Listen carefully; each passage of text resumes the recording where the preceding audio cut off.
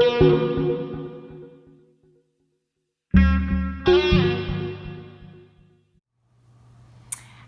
YouTube, so this is Entice coming back at you again with a brand new video today. I know it's been a while since the last time I made a recording, but hopefully you're still here with me, even though there's probably not many of you. But today I wanted to talk to you about how I paid off $30,000 worth of student loans in 1.5 years.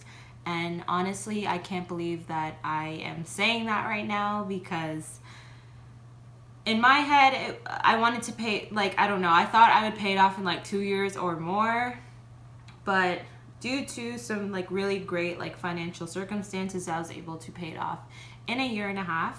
And with this video, I just want to give you guys basically some tips and some pointers as to how I paid it off, and maybe that can help you with paying off your student loans a little bit quicker than you intend. Or if you're a new graduate and you're really worried about paying off your student loans, hopefully this plan will kind of help you move forward in the future with paying it off. Okay, so I just want to give you guys a little bit of a background as to kind of how I collected all of this student debt. Essentially, I was accepted into 3 of my favorite, universities that I wanted to go to, and 2 of them were very close by. They were in my city, and I just didn't really want to commute, and I also didn't want to stay at home. So of course I decided to choose the university that was outside of my city, and that would require me to pay residence fees, or basically just lodging fees, as well as tuition. And basically by the end of 4 years, I ended up racking up $30,000 worth of student debt. And to be honest, I wasn't a lot of people graduate and they're really worried about getting jobs, but with the profession that I chose, I knew that as long as I was willing to move and I was open to experiences, I most likely would find a job. But if you really are into saving money, or you're kind of unsure of your career situation after you graduate, I would recommend thinking about the type of school you do decide to go to, just to help minimize and lower the amount of loans that you have to take out. So my first tip for paying off your student loans is to set realistic goals. So create a realistic time frame, and also create a realistic payment plan. So for me, I know a lot of you guys might see this title and be like, oh my god, how did she pay that off so quickly? I live with my parents, so I don't really have any rent fees, and the only major bill that I really had for myself was paying my student loan every month. And I did dedicate quite a substantial amount of my income towards that. And maybe aside from paying my friend, just because I would stay with her when I had my hospital shifts. I'm a registered nurse, so whenever I had my hospital shifts, I would stay with her, and I gave her a bit of money at the end of every month, and then I paid maybe one of my parents' utility bills. But otherwise, I didn't have to worry about groceries. I didn't have to worry about rent, internet, I didn't have to worry about that. So be realistic with your time frame. If you are in a situation where you're living on your own, or you're just, even if you're living with roommates, you're living on your own, you do have major responsibilities, or you have any major credit card debt or any outside debt, also consider that and make your payments accordingly. Okay, so my second tip for paying off your student loans, and what I did, was being very aggressive with my payments. So when I initially started paying my student loans off, I made smaller payments, so I was able to build an emergency savings plan. Initially, when I wanted to pay off my student loans, I kind of just wanted to double up. So kind of whatever I was putting towards my savings, I wanted to just use that all towards paying my student loans off. But then I realized, you know what? I don't know what could happen in life. And I don't want to bet that I'm just going to be lucky and nothing's going to happen, because I don't know, I can maybe lose my job. So and while I was saving and building up my emergency savings, I was making smaller payments to my student loans. Just to give you guys real figures, I would, okay, so the minimum payments on my student loans was maybe like $400 a month. And obviously to pay it off in a year and a half, that wasn't possible. So I decided to pay $1,000 a month, and then as I was building my emergency savings. And then when I reached the amount in my emergency savings that was for 6 to 9 months, I started to be even more aggressive with my payments, and I was paying about $1,400 a month. And also another thing to do that ties in with being really aggressive with your payments is taking advantage of any lump sum payments. So for me, I guess during the span of me paying off my student loans, I had 2 tax returns. So in the first tax return, I would say I used about 80% of that return towards my student loan payment, and then I kept the other 20% just to add towards my savings. I believe at that time I was still building up my emergency savings plans, but definitely if you guys get any bonuses at work, if you win any prizes, or luckily the lottery, definitely use that as a lump sum payment towards your student loans. But yeah, so the second tax return that just passed in April, I basically used 100% of that towards my OSAP, and that's kind of what helped me pay off the remainder. Sorry if you guys hear me interchanging between OSAP and student loans.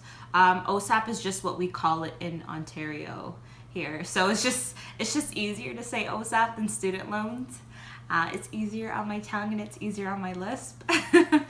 Yeah, so basically try to pay as aggressively as you can within your means. So the third point and the third tip that I have, I personally didn't use this tip, but it's basically just consolidating your debt. And I recommend this option if you plan on taking a longer amount of time to pay off your student loans. And essentially what you do is you take out a line of credit which has a lower interest than what your student loans has, and you use that line of credit to pay off your student loans, and basically your debt incurs a bit less interest and it gives you more time to pay it off. For me, I knew once I started paying off my student loans that I wanted to pay it off in a year and a half. So I really wasn't too worried about consolidating my debt. I didn't have any other debt. I didn't have any credit card debt or anything. So I was okay with not consolidating. And also another thing was that, what was the other thing?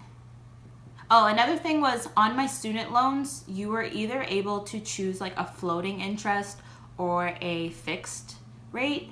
And for me, the fixed rate at the time was higher than the floating interest. But the risk of choosing the floating interest was that it can kind of change at any time. And sometimes that floating interest might become more than the fixed interest.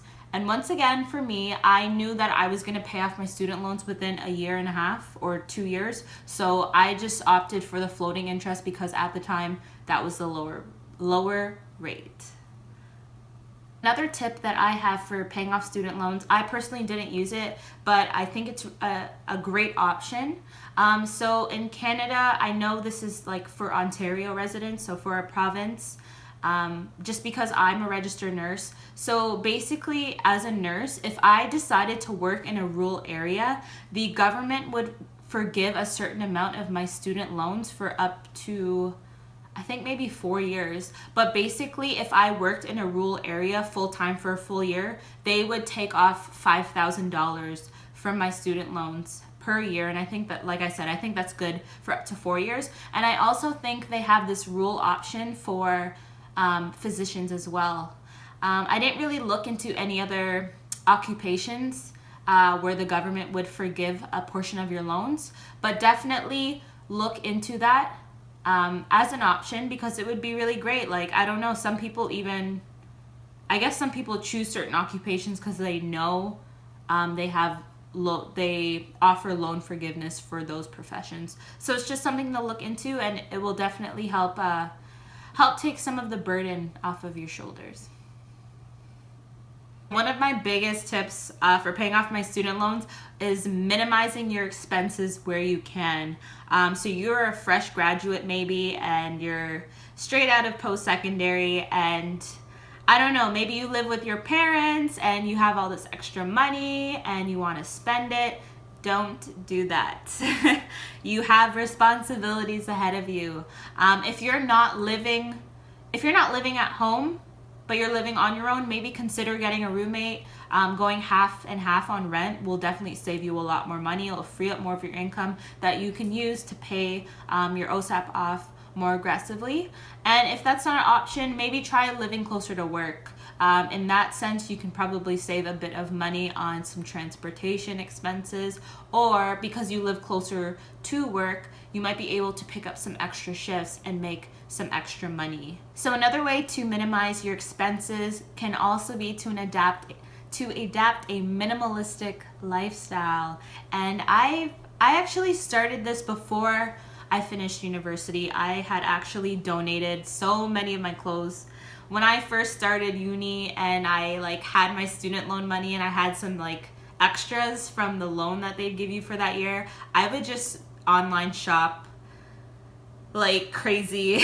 And I don't think I kept any of those clothes, to be honest. I don't know why.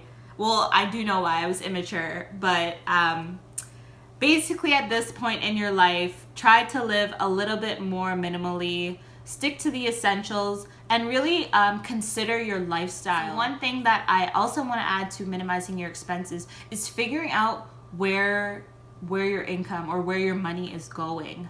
This is really important. So one of the apps that I use is called the Spendy app. This is not a sponsored video, but I actually just really love the app. Basically, I enter every single purchase that I make, and by the end of the month, or not even by the end of the month, after a few purchases, it allows you to see in a pie chart where everything is going. So every purchase that you enter, you can assign it to a certain category, and then it will let you know. So for instance, for some months, the percentage on my food and drink was way too high, and that's when I realized that I was eating out way too much and just being a complete glutton. So I cut back on that. Or there's some months where I spend way too much on beauty, and it's just okay, do I really need new foundation? I have 2 that are pretty much full, or I don't really need to be collecting lipsticks. I don't need to have a lipstick collection. So things like that. The Spendy app really helps you to see where your money is going and how you can kind of arrange things around more. One of the biggest points that I can make for paying off your student loans faster is don't create more debt or new debt. So if you know that you are not good with money, do not take out a credit card with a very high limit. Because I don't even know if you would get a card with a very high limit if you haven't really had credit before. But don't do it. I know it's tempting. Just don't. Stay away from it. What I would recommend is maybe getting a credit card with a lower max limit and using that card to build your credit score. So for later in life, if you do ever want to invest in anything or live on your own and they need to do a credit check, that will help you out. And basically just charge that card something that's a necessity to you. So I've heard people say that they charge their gas on it because they have to obviously pay that back. Some people might charge a certain bill to that credit card and then they pay it back. It's really up to you, and it really just depends on your comfort level. But do not use your credit cards for things that you don't need and things that you know you won't pay off by the end of the month or within 2 months. Another thing that I want to add is if you are using credit cards, I only use my credit card. I don't use my debit card. And the reason for that is because I only have 25 transactions on it, and anything after that, they charge me. So basically what I do is I charge everything to my credit card and I enter it into my Spendy app. So that way I kind of get a live balance and I kind of always know how much money is technically in my account. And this really helps because my credit card is also like an Aeroplan points card. So the more I use the card, the more points that I collect. But technically it's my money because I'm also like coordinating the Spendy app with my debit card. So basically my spending won't get out of whack. I'm still getting like Aeroplan points. And like even now to this day, I actually can take like a free flight, like a free round trip flight to the Caribbean, or I can take a few round trip flights domestically. So really excited for that, and I'm really excited to use that. So above all else, a big tip for paying off your student loans is just don't forget to live. I don't want you to think that I was depriving myself, or I was that like one friend who was just like, no, I'm sorry, I can't do this because like I'm saving, or like I have to pay off my OSAP, so I can't do this. There definitely were some periods where I did splurge on some things and I did feel bad. And there was a point in time where I was really serious about like having all of my like budgets within limit, that I would actually feel really bad buying something for myself. So don't fall into that habit. But it's more just having a healthy relationship with money. Even though I'd been so strict with paying off OSAP and like building an emergency savings plan, I was still able to go on trips. So I have gone to Thailand, Mexico, and then in a few weeks I'm going to be going to Spain. So definitely don't forget to live. Be realistic. Everyone has like kind of their own time. I paid it off in a year and a half. For some people it might be 2 years, it might be 5 years, it might be 10 years, but just stick to that plan that you have, and whenever you have extra money, do what you can. Ooh, and another big tip that I have is try to like have a side hustle and make extra money if you can. So for me, before I started my job as a registered nurse, I was working in a retail store while I was in university. And after moving back home, I basically just transferred stores and I was working there. So even though I am, or no, I should say work, because like I'm kind of seasonal now. But even though I was working full time as a nurse, I would pick up like 1 or 2 shifts a week. And that way from my retail job, I would bring in an extra $100 to $200 from there that I could use towards OSAP. A big thing for me was that even though I would be really aggressive with payments, like I did not want a divorce from my lifestyle. So I'm the type of person who like would rather make more money to like sustain my lifestyle as opposed to cutting back to keep that same lifestyle.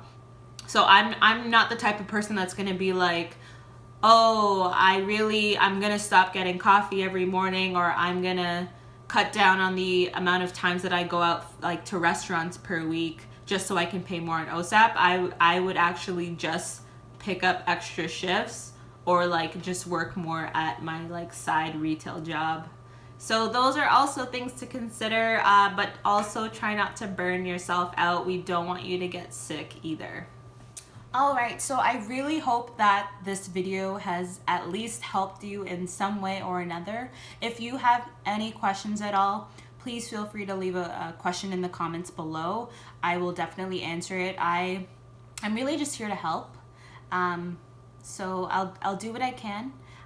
Please like and subscribe if you like my content, and I'm free. I can't believe it. I'm free and I don't have to like make another student loan payment again ever until like maybe I guess if no.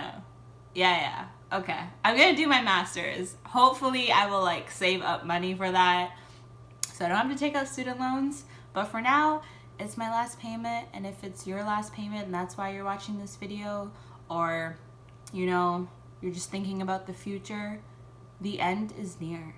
It is going to come soon and it's going to feel amazing. So just know that all of your hard work is going to pay off, and I wish you all the best of luck. Take care.